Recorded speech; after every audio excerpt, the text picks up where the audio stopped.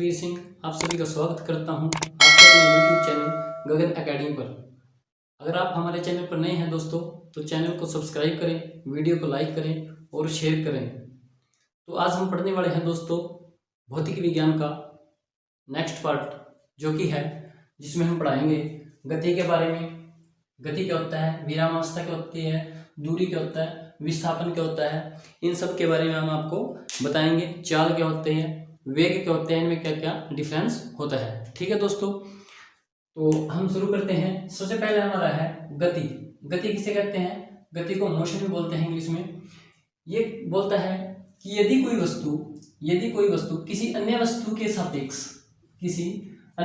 सापेक्ष समय परिवर्तन के साथ अपनी स्थिति में परिवर्तन करे। तो कहने का मतलब है दोस्तों कि यदि कोई वस्तु है, दो वस्तुएं हैं, विरामावस्था में है, कि जैसे एक ये है बोर्ड को मान लेते हैं, एक मैं हूं। ठीक है दोस्तों, यदि कोई वस्तु किसी अन्य वस्तु के सापेक्ष समय परिवर्तन के साथ अपनी स्थिति में परिवर्तन करे। अब मैं यहां से यहां पे पहुंच गया, तो इस बोर्ड या इस दीवार के सापेक्ष मैंने समय के साथ कुछ अपना परिवर्तन किया, 1 कदम चला, मैं 2 कदम चला, कुछ भी चला। ठीक है दोस्तों, तो मैं किस स्थिति में हूं? मैं गति की अवस्था में हूं। जब मैं चल रहा हूं तो मैं गति की अवस्था में हूं। और ये दीवार क्या है?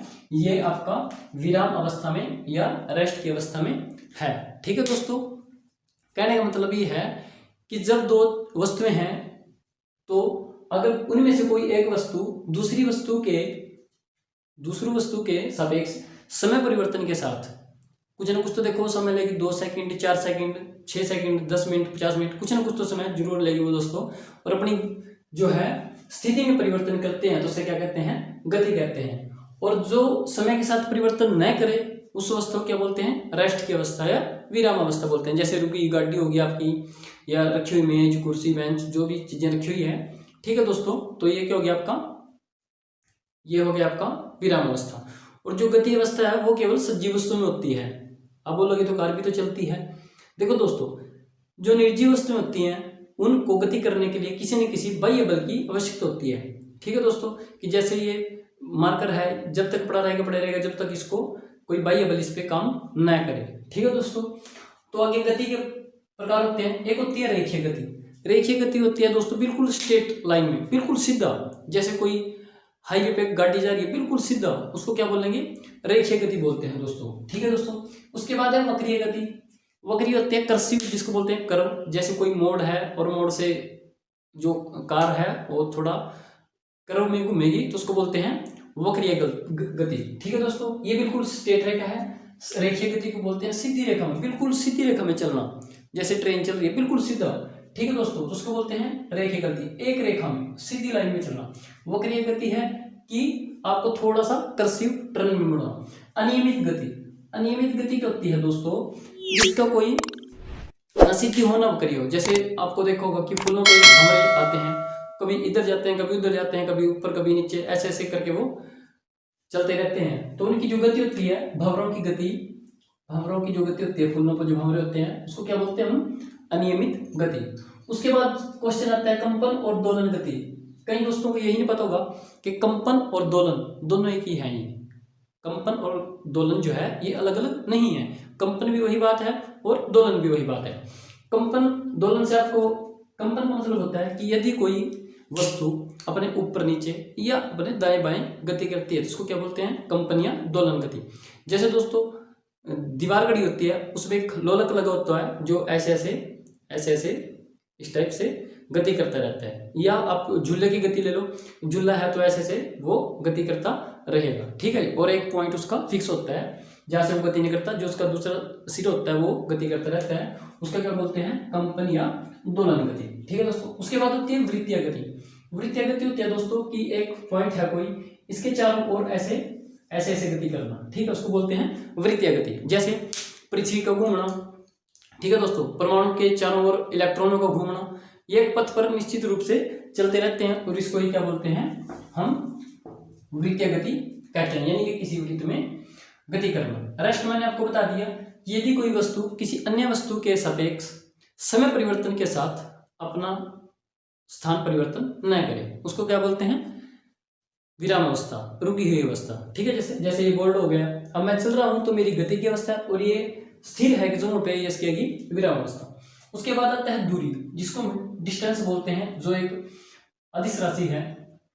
गति करती हुई जो मैंने पीछे बताया, गति करती वस्तु के द्वारा तय की गई संपूर्ण मार्ग की लंबाई, या आप इसको शॉर्ट में बोलते हैं चली गई कुल लंबाई। चली गई कुल लंबाई को हम क्या बोलते हैं? दूरी, ठीक है दोस्तों। और गति किसको बोलते हैं? कि समय के साथ दूसरी वस्तु के सापेक्ष गति अपनी स्थिति में परिवर्तन, उसको गति बोलते हैं। और चली गई कुल लंबाई को हम क्या बोलते हैं? दूरी। दूरी का आपने मैथ में फार्मूला पढ़ा होगा, दूरी इज इक्वल टू 4 गुना समय, 4 गुना के समय को हम क्या बोलते हैं? दूरी। तो इसको 4 को आपको पता ही होगा, मीटर में, मीटर पर सेकंड में लिखते हैं, समय को सेकंड में मापते हैं, और इसको दूरी को मीटर में मापते हैं, ठीक है दोस्तों। इसको मैं अभी आपको डिटेल से बताऊंगा, अभी इसके बीच में करेंगे तो ये थोड़ा गड़बड़ हो जाएगा, आपकी समझ में नहीं आएगी बात, ठीक है दोस्तों। या इसको बोलते हैं distance upon speed, distance upon speed divide by time, ठीक है दोस्तों। तो ये एक अदिश राशि है। कैसी राशि है दोस्तों? ये एक अदिश राशि, मैंने पिछली वीडियो में बताया था अदिश और सदिश राशि को, क्योंकि इसमें केवल दिशा होती है, परिमाण नहीं होता। सॉरी, परिमाण होता है, दिशा नहीं होती। परिमाण होता है, दिशा नहीं होती। उसके बाद आता है विस्थापन। विस्थापन क्या होता है दोस्तों? देखो दोस्तों, ये होता है कि दो स्थानों के बीच की न्यूनतम दूरी। अब कैसे? जैसे आप यहाँ से चले हो, यहाँ से कोई लड़का है, ये चलता है इस पॉइंट से, और ये ऐसे चला, फिर ये ऐसे चला, ऐसे चला, ऐसे चला, फिर ये ऐसे चला, ऐसे चला, ऐसे घूम घूम के यहाँ पे पहुंच गया, ठीक है दोस्तों।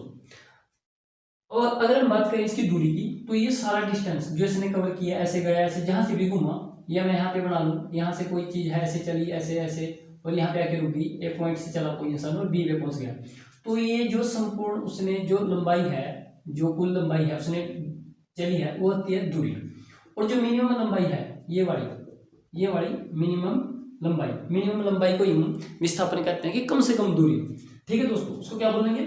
कम से कम दूरी को विस्थापन बोलते हैं। और विस्थापन एक सदिश राशि है। क्या है दोस्तों? विस्थापन सदिश राशि, क्योंकि इसमें दिशा और परिमाण दोनों की जरूरत होती है दोस्तों।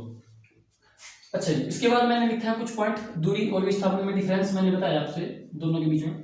अधिकतम लंबाई को क्या कहते हैं? दूरी। और न्यूनतम लंबाई को क्या कहते हैं? या दूरी को, न्यूनतम दूरी को क्या कहते हैं? विस्थापन, कम से कम। उसके बाद अदिश राशि है, दूरी एक अदिश राशि है, मैं पहले बता चुका हूं, और विस्थापन जो हमारा है वो एक सदिश राशि है, ठीक है दोस्तों। जो हमारी दूरी है वो हमेशा धनात्मक होगी, कि कुछ ना कुछ तो दूरी चलेगा, वो 1 metre, 2 metre, 10 feet, 4 feet, 50 metre, 100 metre, 1000 metre, कुछ भी, ठीक है दोस्तों। पर जो हमारा ये है विस्थापन है, ये धनात्मक और शून्य दोनों हो सकता है। अब धनात्मक और शून्य कैसे हो सकता है दोस्तों? देखो, धनात्मक तो चलो हो गई, शून्य कैसे हो सकता है? कि जैसे आप यहाँ से चले, आप अपने घर से चले, ये आपका घर है, ए पॉइंट पे आपका घर है, आप यहाँ से गए, स्कूल में जाना था आपको, ठीक है दोस्तों। आप यहाँ स्कूल में गए इस पॉइंट पे, और आप वापिस आ गए अपने घर पे, सुबह गए आप, शाम को आप आ गए, तो आपने दूरी, तो सपोज करो आपका जो घर है वो स्कूल से 5 किलोमीटर दूर है, ठीक है दोस्तों। तो दूरी कितनी हुई टोटल? कि आप 5 किलोमीटर गए और 5 किलोमीटर वापिस आए, तो दूरी तो आपने 10 किलोमीटर तय की। बट विस्थापन कितना हुआ? विस्थापन हुआ शून्य, क्योंकि आप जहाँ थे वहीं से वहीं आप पहुंच गए, तो विस्थापन शून्य होगा। जैसे दोस्तों, अगर मैं यहाँ पे खड़ा हूँ, मैं यहाँ से यहाँ जाता हूँ पहले, ठीक है दोस्तों, और फिर इसके बाद मैं यहाँ से यहाँ आता हूँ, तो मैंने दूरी तो तय की है, 1 foot, 2 foot, 1 metre, 2 metre, but विस्थापन मेरा क्या है? शून्य है दोस्तों, ठीक है दोस्तों। इसके लिए अगर मैं और एग्जाम्पल लूँ कोई दोस्तों, जैसे हम एक पाइथागोरस प्रमेय का यूज करते हैं, कि यहाँ से कोई मनुष्य है, वो यहाँ से गया 4 किलोमीटर, उसके बाद यहाँ से गया वो 3 किलोमीटर, तो उसने दूरी कितनी डिस्टेंस तय किया?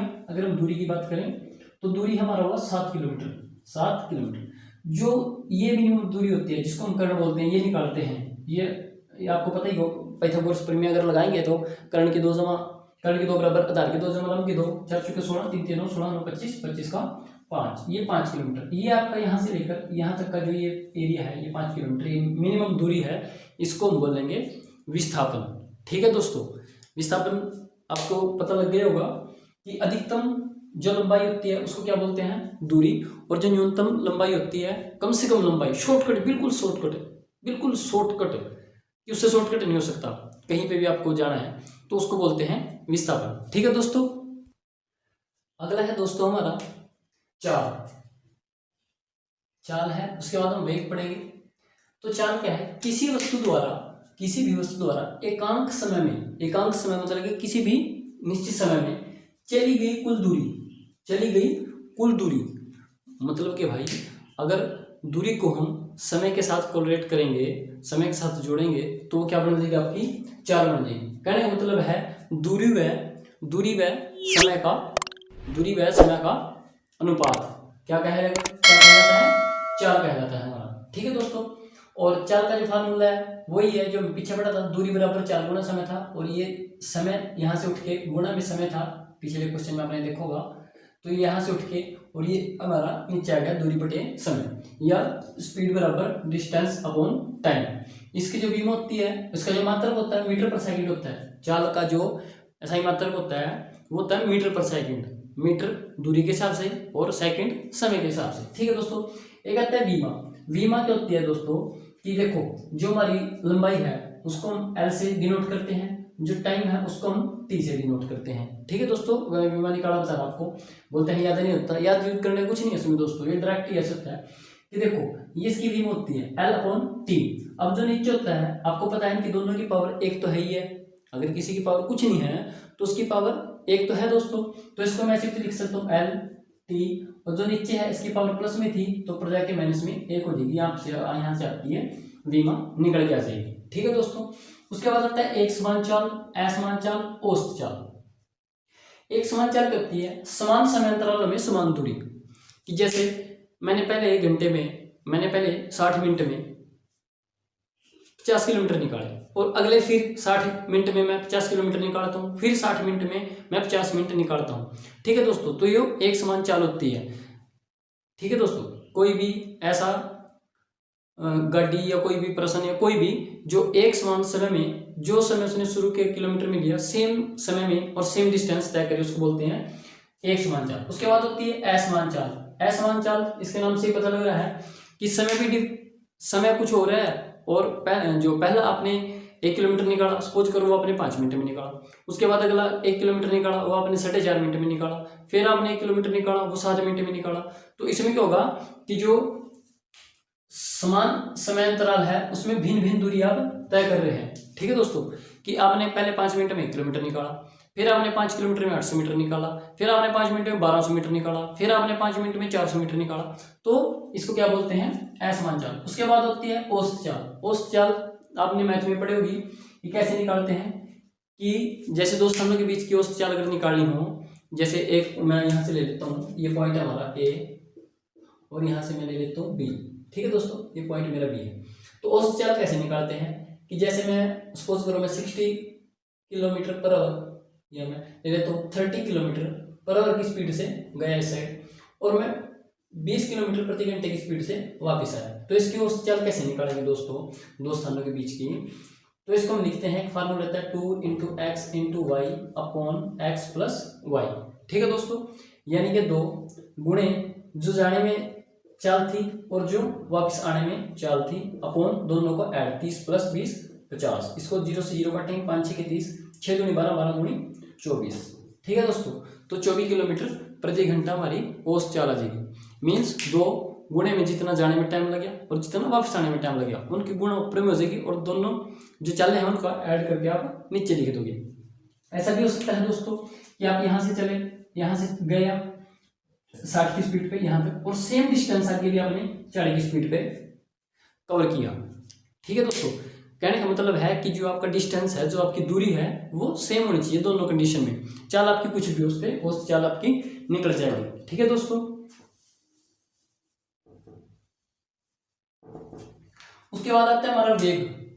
अच्छा दोस्तों, ये क्या है? अदिश राशि है, ये अदिश राशि है चाल। उसके बाद आता है वेग।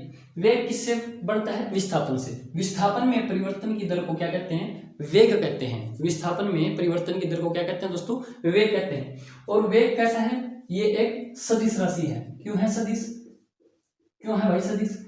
क्योंकि जब हमने विस्थापन पढ़ा था, विस्थापन किसको कहते हैं? मिनिमम दूरी को। जब वो सदिश राशि थी तो जो वेग है वो भी तो विस्थापन से उत्पन्न हुआ है तो ये अदिश थोड़ी हो जाएगी, ये भी क्या होगी, सदिश राशि होगी। ठीक है दोस्तों, और वेग का जो फॉर्मूला है कैसे निकालते हैं, विस्थापन अपॉन समय, विस्थापन यानी कि डिस्प्लेसमेंट अपॉन टाइम। ठीक है दोस्तों, और इसका जो मात्रक होता है, मात्रक इसका भी सेम होता है मीटर पर सेकंड, क्योंकि विस्थापन को आप वो भी तो एक दूरी है उसको भी आप मीटर में आपते हो, समय को सेकंड में, और इसकी भी भी सेम होगी क्योंकि इनके जो मात्रक है वो भी सेम है, तो सेम है LT-1, और इसको बड़े कोष्ठ में रखा जाता है, ऐसे बड़े कोष्ठ में इसको रखा जाता है मीमा। ठीक है दोस्तों, उसके बाद आता है एक समान वेग। एक समान वेग क्या होता है, निश्चित दिशा में, ये बात याद रखनी है दोस्तों, दिशा का जिक्र होगा इसमें, निश्चित दिशा में समान समय में, समान समय अंतराल में समान दूरी, कि आप एक निश्चित दिशा में जा रहे हैं, समान समय ले रहे हैं आप, एक जैसा टाइम, और आप समान दूरी से चल रहे हैं, कि अगर आप 40 किलोमीटर पर आवर के वेग से चल रहे हैं पहले फर्स्ट आवर में, फिर भी 40 किलोमीटर पर आवर के हिसाब से आप 40 किलोमीटर निकाल रहे हैं, तो ऐसे ऐसे करके आप निकाल सकते हैं। उसके बाद होता है असमान वेग, कि जब निश्चित दिशा में, दिशा निश्चित है, समान समय अंतराल में असमान दूरी आप कवर करते हैं, असमान दूरी, इसके नाम से भी पता लग रहा है दोस्तों, असमान वेग। ठीक है दोस्तों, तीसरा होता है औसत वेग। औसत वेग क्या होता है, निश्चित दिशा में तय कुल विस्थापन व विस्थापन में लगा कुल समय। कहने का मतलब है कि प्रारंभिक वेग और उसमें अंतिम वेग को जोड़ के अगर मैं 2 से डिवाइड कर दूं तो वो मेरा निकल के आ जाएगा, तो उसको बोलते हैं दोस्तों औसत वेग। ठीक है दोस्तों, 4 और वेग में आपको पता लग गया। अब मैं इसको एक बार सारे को रिकॉल करता हूँ। शुरू में हमने पढ़ा है गति। गति क्या होती है कि जब कोई वस्तु किसी अन्य वस्तु के सापेक्ष समय के साथ अपने स्थिति में परिवर्तन करती है तो उसको क्या बोलते हैं, गति बोलते हैं। और गति कितने प्रकार होते हैं, गति होती है हमारी, एक होती है रेखीय गति, पहले होती है रेखीय गति जो एक सीधी रेखा में चलती है। ठीक है दोस्तों, उसके बाद होती है अनियमित गति। अनियमित गति होती है जिसका समय निश्चित ना हो, जो मतलब कि जैसे फूलों पर भंवरे मंडराते हैं, कभी इस साइड चलेगी, कभी उस साइड चलेगी, कभी ऊपर चलेगी, कभी नीचे चलेगी। एक होती है वृत्तीय गति। वृत्तीय गति मतलब कि वृत्त पर घूमना, जैसे ये हमारी पृथ्वी जो है वो रोटेट होती है, घूमती है, उसको वृत्तीय गति कहते हैं। उसके बाद होता है कंपन गति और दोलन गति। कंपन और दोलन गति क्या होता है दोस्तों, जैसे लोलक होता है जो ऐसे ऐसे ऐसे करके गति करते रहता है, उसको क्या बोलेंगे, कंपन या दोलन गति। एक होता है दोस्तों वक्रीय गति। अगर कोई कार है वो मोड़ से ऐसे टर्न होती है तो वक्र कर्षि बोलते हैं जिसको, उसको बोलते हैं वक्रीय गति। उसके बाद हमने पढ़ा है विरामावस्था। विरामावस्था होती है कि जैसे मैं गति कर रहा हूँ, ठीक है दोस्तों, तो ये मेरे सापेक्ष विरामावस्था में है। रुकी हुई गाड़ी होगी आपकी, रखी हुई चेयर होगी आपकी, खड़ी हुई कार होगी, कुछ भी हो गया, ठीक है जी। या मैं जैसे जनगणमन हम करते हैं तो उसमें सावधान पोजीशन में खड़े हो जाते हैं, उसके लिए हम क्या बोलेंगे, विरामावस्था बोलेंगे। ठीक है दोस्तों, उसके बाद होता है दूरी। दूरी को कैसे बोलते हैं, गति करती वस्तु के द्वारा, जो कोई वस्तु गति कर रही है उसके द्वारा तय की गई संपूर्ण मार्ग की लंबाई को दूरी कहते हैं। ठीक है दोस्तों, या आप इसको बोल सकते हैं कि चली गई कुल लंबाई को हम दूरी कहते हैं। दूरी का फार्मूला क्या होता है दोस्तों, दूरी का फार्मूला होता है 4 गुणे में समय, और ये एक अदिश राशि है और दूरी हमेशा धनात्मक होती है। उसके बाद विस्थापन होता है दोस्तों। विस्थापन होता है विस्थापन जिसको हम डिस्प्लेसमेंट बोलते हैं, विस्थापन जो न्यूनतम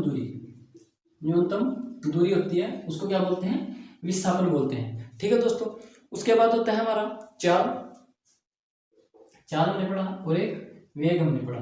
ठीक है दोस्तों, चाल क्या होती है, एकांक समय में किसी वस्तु द्वारा एकांक समय में चलेगी कुल दूरी, एकांक समय में चलेगी कुल दूरी को हम क्या कहते हैं, चाल कहते हैं। ठीक है दोस्तों, और चाल का जो फार्मूला होता है, चाल बराबर दूरी बटे में समय। ठीक है दोस्तों, या मीटर पर सेकंड ऐसे उसको लिखते हैं। वेग कहता है विस्थापन में परिवर्तन की दर को, विस्थापन में परिवर्तन की दर, ठीक है जी। विस्थापन मतलब डिस्प्लेसमेंट, ठीक है जी, और दूरी मतलब है डिस्टेंस। ठीक है दोस्तों, तो यह आज का टॉपिक था हमारा। आई होप आपको समझ में आया होगा। तो दोस्तों एक बार मैं फिर आपको रिक्वेस्ट करता हूँ कि मेरे चैनल को सब्सक्राइब करें, वीडियो को लाइक करें। थैंक यू दोस्तों, जय हिंद।